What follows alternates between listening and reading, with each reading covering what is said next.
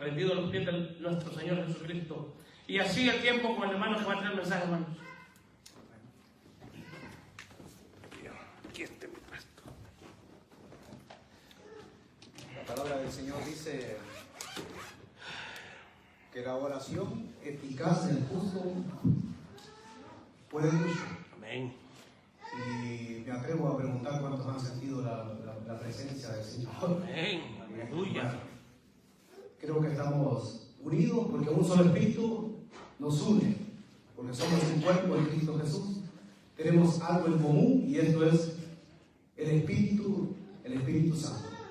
Quisiera que me acompañaran en la carta de Pablo a los Romanos en el capítulo 12. Solamente vamos a estar leyendo nomás un texto en el capítulo 12, versículo 1. Porque quisiera hablar de un tema muy interesante que el Señor ha puesto en mi corazón desde hace un par de días. Romanos capítulo 12, verso 1, esta carta que Pablo escribe a los romanos, aunque no fue el fundador de la iglesia que estaba en Roma, pero él escribe esta carta con el deseo de ver a los hermanos y escribe una carta bastante profunda donde habla bastante de la condición del hombre, del juicio, de los juicios de Dios. También habla muchísimo de la ley y también habla muchísimo de la salvación. Romanos capítulo 12, verso 1 dice: así que, hermanos, os ruego por las misericordias de Dios que presentéis vuestros cuerpos en sacrificio vivo, santo, agradable a Dios, que es vuestro culto racional. Y quisiera que meditáramos en este texto profundo, porque el tema que Dios ha puesto en mi corazón, yo lo he titulado ¿por qué hago lo que hago? Es una pregunta, ¿por qué hago lo que hago? Aquí dice, así que hermanos, os ruego, Pablo está rogando que presentéis, dice, vuestros cuerpos en sacrificio vivo. Ahora, los sacrificios que se hacían en el sistema de antes era a través de sacrificios, pero esos sacrificios prácticamente el sumo sacerdote los presentaba una vez al año, o ellos también ofrecían sacrificios 3 veces al año. Pero aquí nos está diciendo la palabra del Señor que no solamente podemos presentarlo nosotros, así como Pablo le dice a los romanos y a cada uno de nosotros, así como ellos presentaban esos sacrificios en el altar, pues que nosotros también presentemos nuestros cuerpos como el sacrificio vivo a Dios.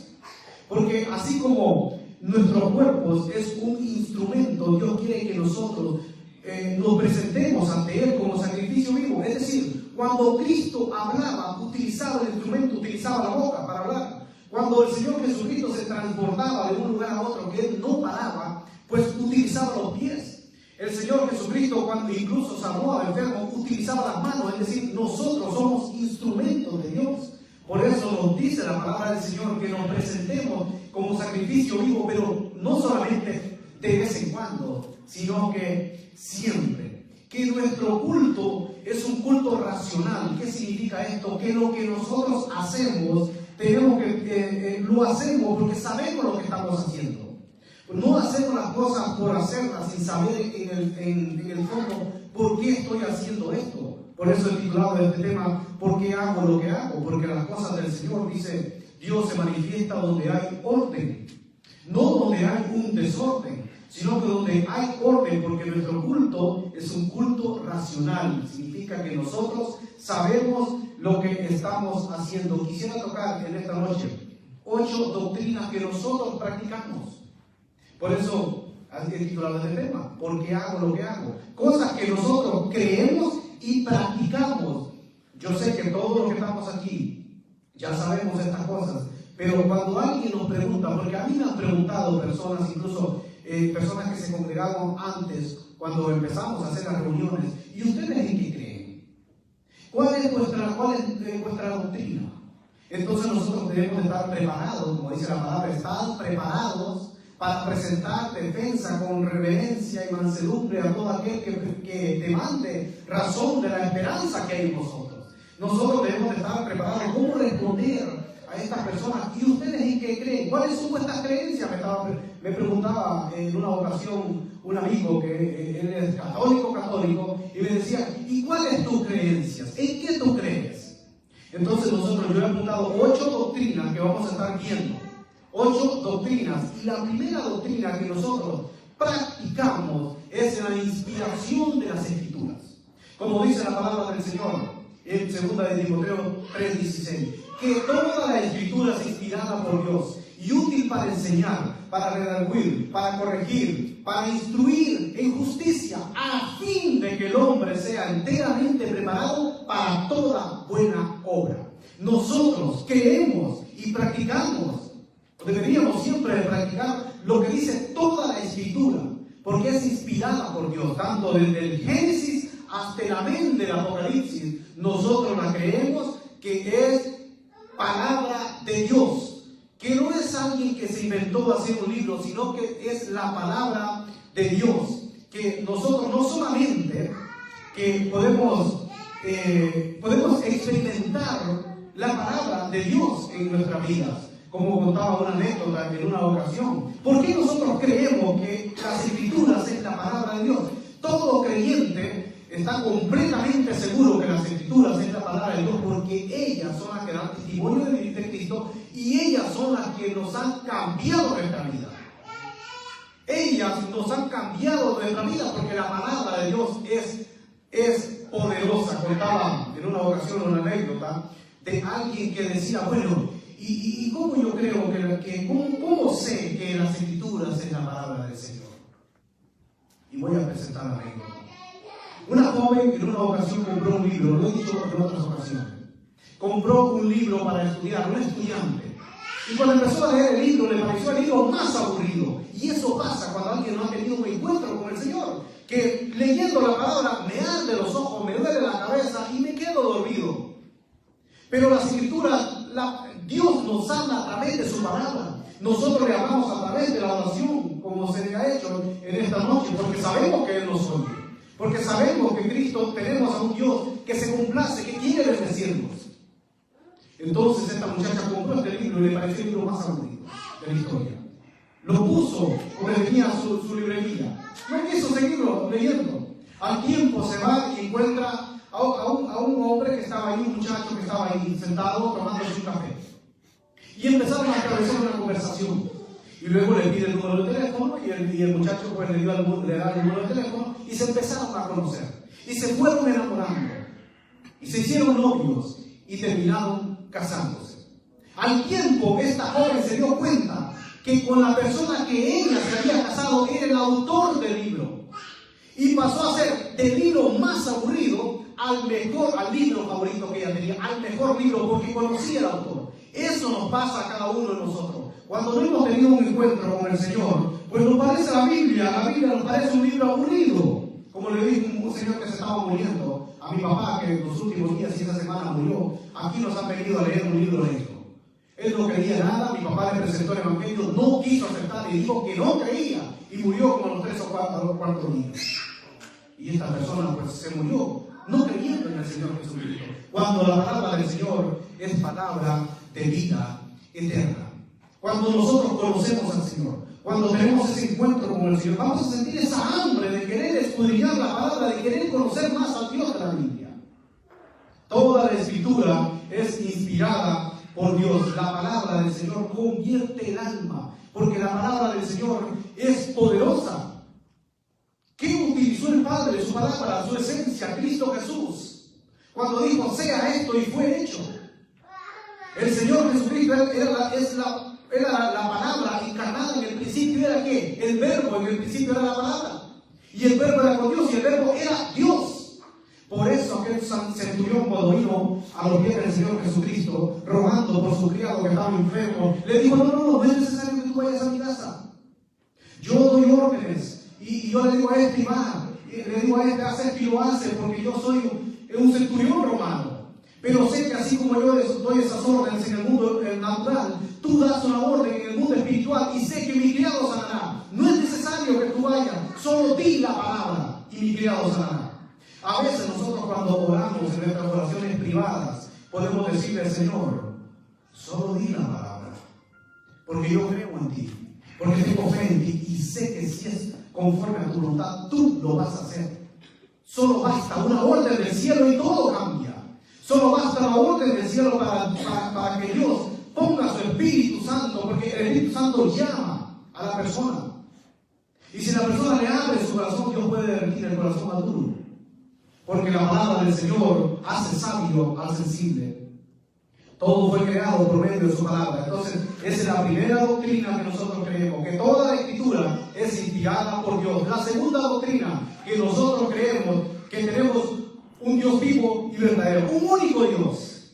No es que hay más dioses, sí, en la Biblia se habla de dioses, pero tienen ojos y no ven, tienen oídos y no oyen, tienen pies y no caminan, tienen manos y no pueden hacer absolutamente nada. O sea, de nada me sirve hablarle a alguien que está muerto, que no puede hacer nada por mí.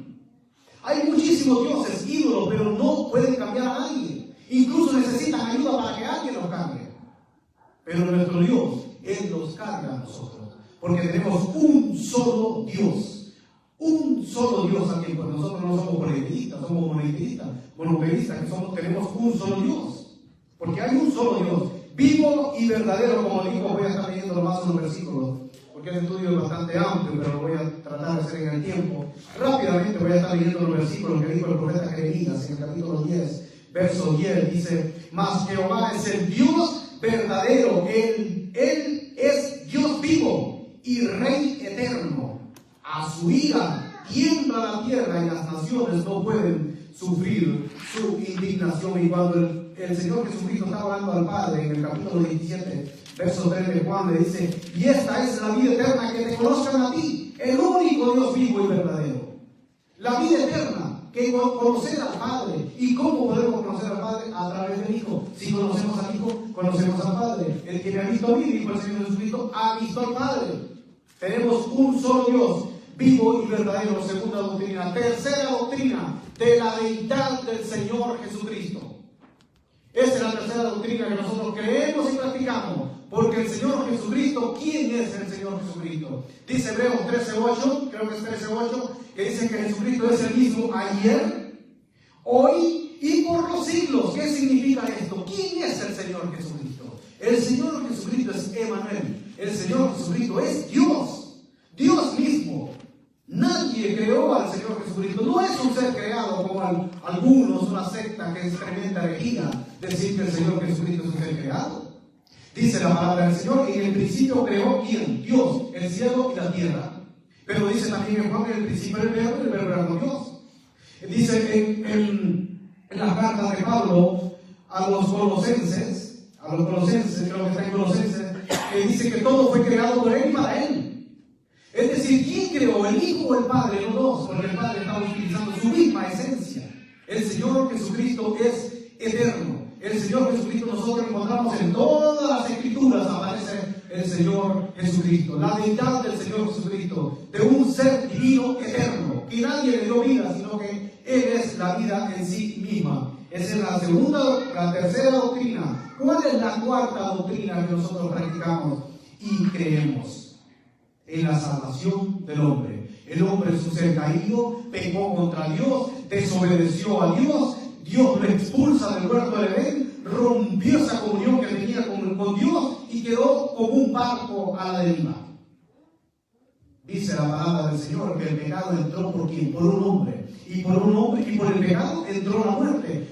Por eso dice que la muerte pasó a todos los hombres, por cuanto todos pecamos. Nadie puede decir: no, yo nunca he pecado. Nadie puede decir, porque es un mentiroso. En el momento que dice: yo nunca he pecado, pues es un mentiroso. Todos nosotros hemos pecado, todos nos hemos descarriado como ovejas, cada cual se apartó por su camino, todos hemos desobedecido a Dios. Por lo tanto, el hombre es un ser caído que necesita un Salvador para volvernos a conectar con el Padre. Necesitamos el pontífice, necesitamos ese puente que es nuestro Señor Jesucristo, ese camino que nos lleva al Padre. Pero a través del Señor Jesucristo nosotros podemos volvernos a conectar con Dios y pasar de muerte a vida.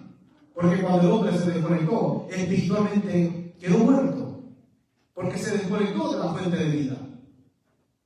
Se desconectó de la fuente de vida. Pero ¿qué dice el Señor? Nos da esa bendita promesa. Que nos dice: si confesares con tu boca que Jesús es el Señor y creyeres en tu corazón que Dios le levantó de los muertos, serás salvo. Porque con el corazón se cree para justicia, pero con la boca se confiesa para salvación. ¿Qué es confesar a Cristo? Reconocer quién es Él. Reconocer quién es Él. Creerlo en nuestro corazón, creerle a Dios. Que el Padre le levantó de los muertos, decir que Él está vivo, que Él resucitó. En la salvación del hombre, la cuarta doctrina. Quinta doctrina, nosotros creemos en el bautismo en agua. Porque ese es un mandato de Dios. Ir por todo el mundo y predicar el Evangelio a toda criatura. Y dice, bautizándolos en el nombre del Padre, del Hijo y del Espíritu Santo. Alguien dice, no, eso es algo simbólico. No es simbólico. Tenemos ejemplos gráficos en la Biblia. Que el del bautismo en agua, por ejemplo, el Señor Jesucristo nos dejó el ejemplo. Y nosotros creemos en el bautismo en agua, pero el bautismo en agua no es algo que tengo que bautizarme para ser salvo, pero sí es necesario bautizarse para estar en obediencia con Dios. El primer paso es creerle al Señor, entregar mi vida, y el segundo paso, que nosotros practicamos ya no hace mucho tiempo que no veo a los hermano Grego y hermano Emex, que dieron ese paso de obediencia, porque es un paso de obediencia y un paso de testimonio que voy en serio con el Señor, que he entendido el Evangelio y que quiero estar bien con mi Señor. El bautismo en agua, otra doctrina que nosotros también practicamos, que en ciertas iglesias pues no se hace, que uno se pregunta, bueno, ¿por qué las hermanas se cubren? Porque esta es también otra doctrina, aunque algunos piensan que no es una doctrina, pero sí es una doctrina, porque lo encontramos en la palabra del Señor. Pablo le dice a los corintios, le dice, todo hombre que ora, o sea, y profetiza con la cabeza cubierta, frente a su cabeza. Es decir, si nosotros oramos al Señor con tapado nuestra cabeza, frente a su cabeza. Y dice, y toda mujer que profetiza y ora con la cabeza descubierta, frente a su cabeza. Y luego dice que es por señal, porque los ángeles, dice, velan, los ángeles están velando, dice la Biblia que los ángeles anhelan lo que nosotros hacemos, predicar el Evangelio. Los ángeles, dice, velan, entonces es una señal que están bajo autoridad. Pero hay ciertas iglesias que no la practican, pero esa es la doctrina que tenemos nosotros acá. Esa es la doctrina que se practica. ¿Por qué? Porque está escrito en la palabra del Señor. Alguien dijo, no, pero eso solamente lo hace la iglesia, solo fue dirigido para la iglesia de Corintios. Lo que encontramos en la Biblia, como dije, las escrituras están inspiradas por Dios. Y lo que encontramos desde el Génesis hasta el Apocalipsis es palabra de Dios. También tenemos otra doctrina, que es la Santa Cena. En algunas congregaciones se hace una vez al mes, en otras congregaciones se hace cada 6 meses, en otras congregaciones se hace una vez al año, en otras congregaciones cada 15 días, en otras congregaciones como la nuestra cada primer día de la semana. Y uno se pregunta, bueno, ¿y por qué nosotros lo hacemos cada primer día de la semana si otras congregaciones que lo hacen? Nosotros lo hacemos cada primer día de la semana. La Biblia dice que los apóstoles, bueno, se reunían cada primer día de la semana, también en el partimiento del pan, pero también hablan de las ofrendas cada primer día de la semana. ¿Y por qué no recordar al Señor que Él murió por cada uno de nosotros cada primer día de la semana? Dice la palabra del Señor, Pablo le dice también a los corintios en 1 Corintios capítulo 11, dice que porque yo he recibido del Señor lo que a vosotros he enseñado. Que dice que cuando el Señor Jesús fue entregado, dice que tomó pan. Y habiendo dado gracias, lo partió y dijo, tomad, comed de este mi cuerpo que por vosotros he partido. Haced esto en memoria de mí. Haced esto en memoria de mí. Entonces eso es lo que nosotros hacemos memoria de Él. Y dice cada vez, y también así, como después que haber tomado el pan, tomó la copa y dice, bebed de ella a todos. Porque este es mi sangre, que por vosotros es derramada. Haced esto en memoria de mí. Y todas las veces que haced esto en memoria, dice la muerte del Señor Jesucristo anunciáis hasta que Él venga. Nosotros anunciamos que Él murió por cada uno de nosotros, pero nosotros también damos testimonio y anunciamos que Él va a venir. Por eso nosotros participamos de la cena, pero no podemos hacerla también como se nos dé la gana, sino que también debemos hacerla decentemente y con orden. Porque el que come indignamente y bebe indignamente la cena del Señor, dice juicio come para sí. Por eso algunos de vosotros dicen que están enfermos, otros han muerto, otros están débiles por tomar la cena indignamente. porque es algo sagrado. Estamos haciendo memoria del cuerpo, de la sangre de nuestro Señor Jesucristo. Su presencia está ahí, Él está viendo cómo nosotros la estamos haciendo. Por eso es bueno examinarse, dice examinamos a vosotros mismos, es hacerse un examen interno. ¿Cómo está mi relación con los hermanos? ¿Y cómo está mi relación con Dios?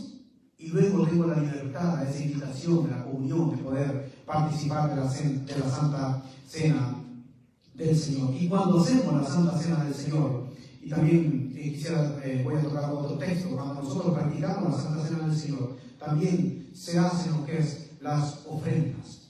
Se hacen lo que es las ofrendas. Yo leí en una ocasión, quisiera tocarlo otra vez, 1 Corintios capítulo 16, verso 1. Que ahí nos dice, en el capítulo 9 también Pablo habla también acerca de las ofrendas. Y en Romanos 15 también Pablo habla acerca de las ofrendas. O sea, vamos a encontrar mucho material que la Biblia nos enseña acerca de las ofrendas. Y es algo que nosotros practicamos también aquí en la congregación. ¿Qué dice Pablo a los Corintios en el capítulo 16, verso 1? En cuanto a las ofrendas para los santos, quisiera que, si tomamos nosotros 3 puntos acá: ofrenda, santos, iglesia. Ofrenda, santos e iglesia. Dice, en cuanto a la ofrenda para los santos, haced vosotros también de la manera que ordené en las iglesias de Galacia. Aquí tenemos muchísima información. Cada primer día de la semana, por eso nosotros practicamos y pasamos la ofrenda cada primer día de la semana, es decir, los domingos. Cada uno de vosotros ponga aparte algo, según lo que haya prosperado, guardándolo para en cuanto yo llegue, no se recojan entonces ofrendas. Y luego él dice también en el capítulo 9 de 2 de Corintios, creo que está en el capítulo 9 de 2 de Corintios, que él dice como propuso en su corazón, no como con tristeza ni por necesidad. O sea, lo que yo siento en mi corazón, que Dios mismo ha puesto ese deseo en mi corazón, yo voy a guardar este poquito para el Señor, pero no lo voy a dar con tristeza. Es que lo doy o no lo doy, mejor no darlo. O también puedo decir, no por necesidad, o no tengo que darlo porque Dios tiene que darme. Yo doy esto simplemente quiero que darme por necesidad, porque tengo necesidad. Dios conoce y dice, porque Dios ama al dador alegre. En ese mismo texto. Pero muchos dicen, bueno, dice la Biblia, Dios bendice al dador alegre. No dice ese texto. El texto bíblico dice, Dios ama al dador alegre. No estoy diciendo que el Señor no bendice al dador alegre. Claro que lo bendice. Pero muchos tuercen esto porque a veces en el fondo quieren decir lo que realmente la Biblia no está diciendo. La Biblia dice, Dios ama al dador alegre. Pero dice Pablo aquí, en cuanto a las ofrendas, una ofrenda para los santos. Los santos es la iglesia, son todos los creyentes. Dice también, para los santos, haced vosotros también de la manera que ordené en las iglesias. Por eso nosotros los domingos pasamos la ofrenda a todos los creyentes. Porque una pregunta: ¿una persona desde el momento que se convierte es santo o no? Claro que es santo. Claro que es santo. Porque la palabra nos santifica. Santifícanos en tu verdad, tu palabra es verdad. Y dice a las iglesias, cuando una persona desde el momento que acepta, forma parte de la iglesia, forma parte del cuerpo de Cristo. Por eso digo, titulado este tema, ¿por qué hago lo que hago? Entonces, todo lo que nosotros hacemos, tenemos que saber lo que estamos haciendo con base bíblica, conforme a las Escrituras, conforme a lo que dice la palabra del Señor. Porque a veces nosotros, nos podemos criar en una cultura totalmente distinta, con una enseñanza totalmente diferente. Pero es que la palabra del Señor es un espejo. La palabra del Señor es un martillo. La palabra del Señor es como un pan. La palabra del Señor es una espada, dice la palabra. Por eso nosotros practicamos así. Y como la octava, la que la he dejado de último, doctrina que nosotros practicamos es que la iglesia es el cuerpo de Cristo. La iglesia es la que representa a Cristo. Y desde el momento si alguien se arrepiente de esta noche y entrega su vida a Cristo, ya pasa a ser parte de la iglesia de Dios. Ya es parte del cuerpo de Cristo. Ya es un santo delante de los ojos de Dios. Cuando el Señor Jesucristo le dijo a Pedro, tú eres Pedro, y sobre esta roca edificaré mi iglesia. Muchos han tergiversado ese texto. Dice que le está diciendo que el apóstol Pedro, en el apóstol Pedro, va a ser su iglesia, va a edificar su iglesia. Y Cristo no edifica su iglesia en un hombre. Dice, tú eres Petro, en el griego, tú eres Petro, tú eres piedra, roca. Y sobre esta piedra, sobre mí, edificaré mi iglesia. Y por eso les da las llaves. Ahí aquí te doy las llaves del reino. ¿Y para qué sirve una llave? ¿Para abrir o para cerrar? Solo tiene dos funciones. ¿Qué es lo que le está diciendo ahí? Pedro después entiende cuando recibe la revelación del Señor Jesucristo. Cuando aquel lienzo baja y sube, le dice, mata Pedro, mata y come. Y entonces Pedro dice, no, yo nunca he comido animal en el mundo. ¿Cómo voy a...? No, y le dice 3 veces al Señor, no. El Señor Jesucristo le da la llave. Pedro iba a ser la primera persona que iba a llevar el Evangelio. Y Pedro fue la primera persona que fue donde Cornelio y predicó el Evangelio. El Señor Jesucristo está diciendo sobre esta roca, o sea, sobre sí mismo, iba a edificar una iglesia. Iba a edificar la iglesia, no sobre un hombre, sino que sobre sí mismo, sobre esta roca, porque Él es la roca. También tipificaba con el pueblo de Israel cuando de la roca salía agua. Y dice Pablo, y la roca era Cristo.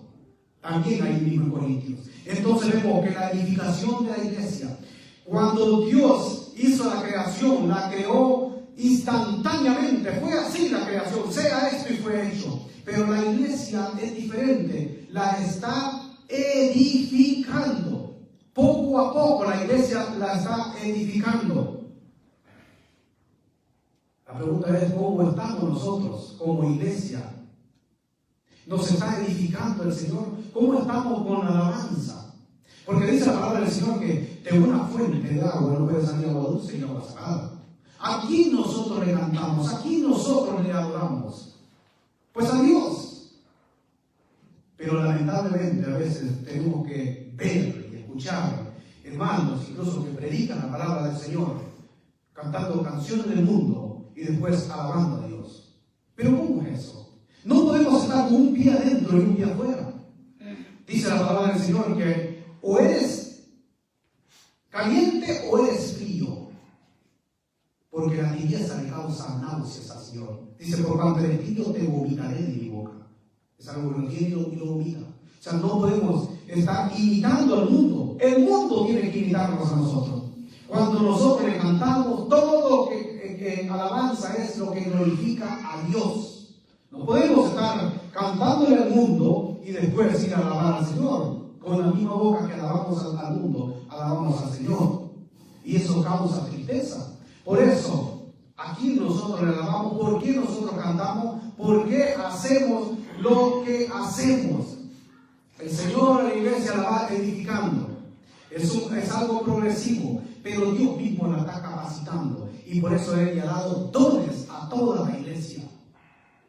Dice que Él dio dones a la iglesia. Los dones están en Romanos capítulo 12, 1 Corintios capítulo 12. Ahí están los dones del Espíritu Santo que Dios ha dado a la iglesia.